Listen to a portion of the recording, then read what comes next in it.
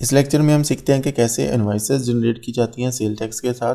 अभी अगर मैं इनवॉइस क्रिएट करने की कोशिश करता हूं और कोई आइटम सेल करना चाहता हूं तो मेरे पास स्टॉक में कोई भी आइटम नहीं है, क्योंकि पिछली जितनी भी हमने एग्जांपल ट्रांजैक्शन इसमें एंटर किए हैं उसमें जो भी हमने स्टॉक परचेज़ किया था या तो हमने सेल कर दिया था या जो हमें रिटर्न हुआ था वो हमने अपने वेंडर को भी वापस रिटर्न कर दिया था। तो अभी हमारे पास स्टॉक में कुछ नहीं है तो obviously we can not sell. तो सबसे पहले हम एक बिल एंटर कर लेते हैं। लेट्स से इसका पीओ वगैरह हमने कुछ नहीं बनाया, डायरेक्टली जाके वेंडर से हमने परचेज़ कर लिया।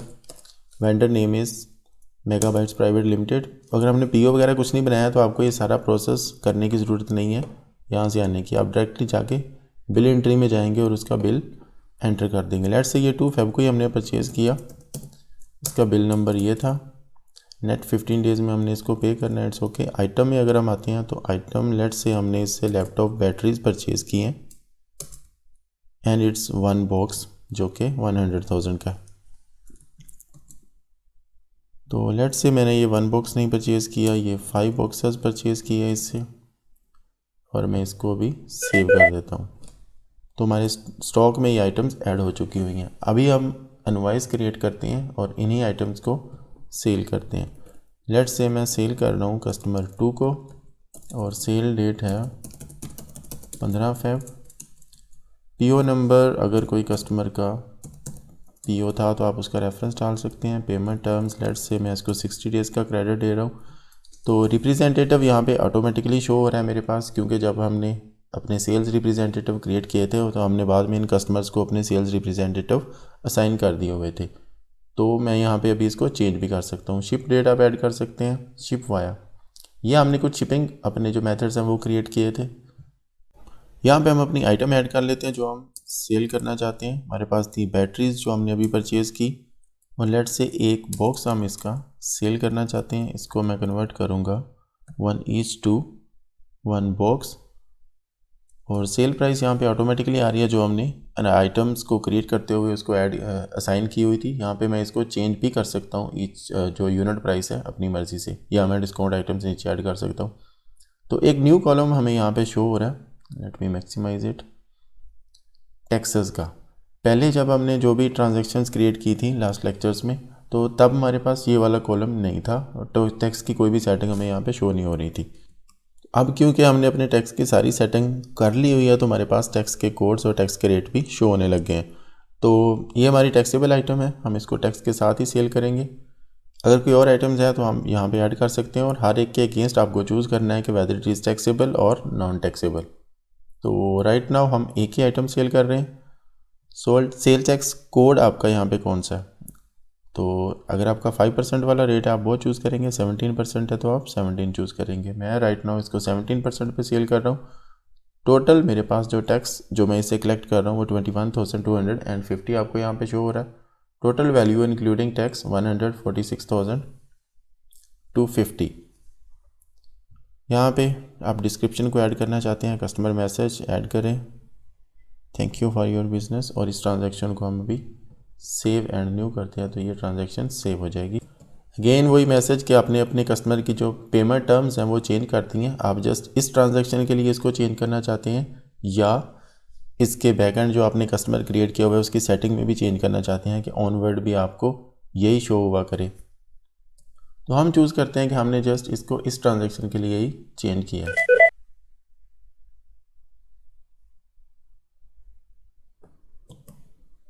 वेल मेक श्योर ये ईमेल लेटर वाला ऑप्शन जो है आपका ये टिक नहीं होना चाहिए। It's email related popup actually. No, email letter का ये ऑप्शन जब भी आप इनवॉइस या कोई भी ट्रांजैक्शन क्रिएट कर रहे हो तो ये आप इसको अनटिक रखें। अभी अगर मैं रिपोर्ट देखना चाहता हूँ इसकी तो मैं रिपोर्ट्स में जाता हूँ। ट्रांजैक्शन जर्नल सबसे पहले देखते हैं कि इसकी बैकएंड पे ट्रांजैक्शन जो सिस्टम ने रिकॉर्ड किया है वो क्या है। जब हम पहले ट्रांजैक्शन रिकॉर्ड कर रहे थे तो हमारे पास कोई भी टैक्स का इम्पैक्ट नहीं था। तो इस ट्रांजैक्शन में हमें एंड पे एक टैक्स का इम्पैक्ट भी नज़र आ रहा है जो कि 21,250 जो इस इनवॉइस में हमारी टैक्स लायबिलिटी रेज हुई है वो हमें क्रेडिट बैलेंस यहाँ पे उसका क्रिएट होता हुआ नज़र आ रहा है। इसके अलावा अगर हम अपनी रिपोर्ट्स में जाते हैं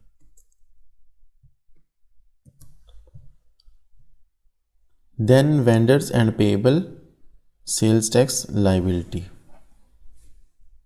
ऑल डेट्स की अगर मैं रिपोर्ट लेता हूँ तो हमारे पास एक ही ट्रांजैक्शन इसमें शो हो रही है टोटल सेल्स, क्योंकि हमने अभी एक ही ट्रांजैक्शन क्रिएट किया, 125,000 की हमारी सेल्स है। Non taxable sales 0, taxable value जो है सेल्स की 125,000, टोटल टैक्स कलेक्टर जो हमारा शो हो रहा है। तो ये सेल टैक्स की रिपोर्ट आप अपनी मर्ज़ी से यहाँ डेट्स के हिसाब से फ़िल्टर कर सकते हैं जिस मंथ की आपको रिपोर्ट चाहिए।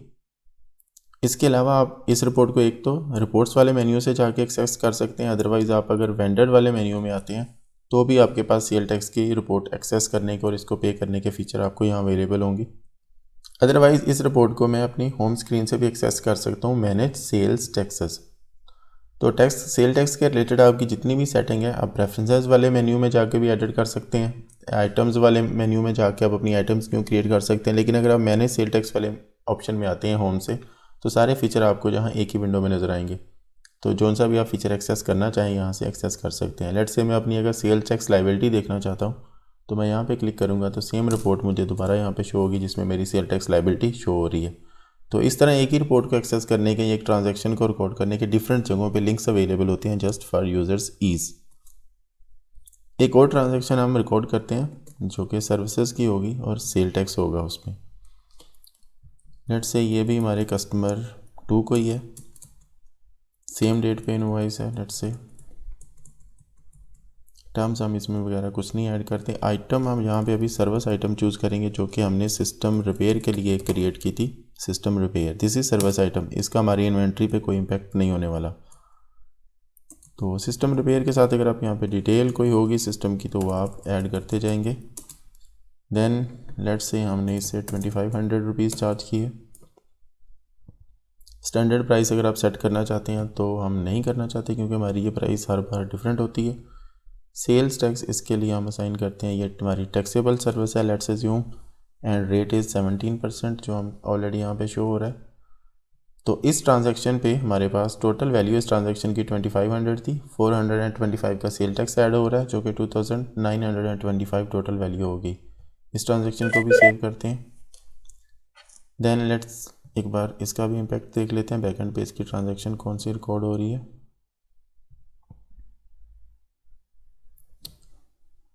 तो दूसरी ट्रांजैक्शन में हमारे पास कुछ अकाउंट्स रिसीवेबल के बाद इन्वेंट्री के इम्पैक्ट, कॉस्ट ऑफ सेल के इम्पैक्ट शो हो रहे थे। यहाँ पे हमारे पास ना तो कोई स्टॉक था और ना ही इसकी कोई कॉस्ट ऑफ सेल बुक हो रही है। टोटली रिसीवेबल 2925 जिसमें हमारा रेवेन्यू है 2500 का और 425 हमारा सेल टैक्स लायबिलिटी का पेएबल बैलेंस जो हो रहा है। देन अगर हम दोबारा अपनी रिपोर्ट में जाते हैं और लायबिलिटी को अगर देखते हैं, सेल्स टैक्स लायबिलिटी, तो लायबिलिटी में इंक्रीज़ आ चुका हुआ है ऑलरेडी। हमारे इस वैल्यू में भी 2500 ऐड हो चुका हुआ है, यहाँ पे भी 425 ऐड हो चुके हुए हैं। This all how it work.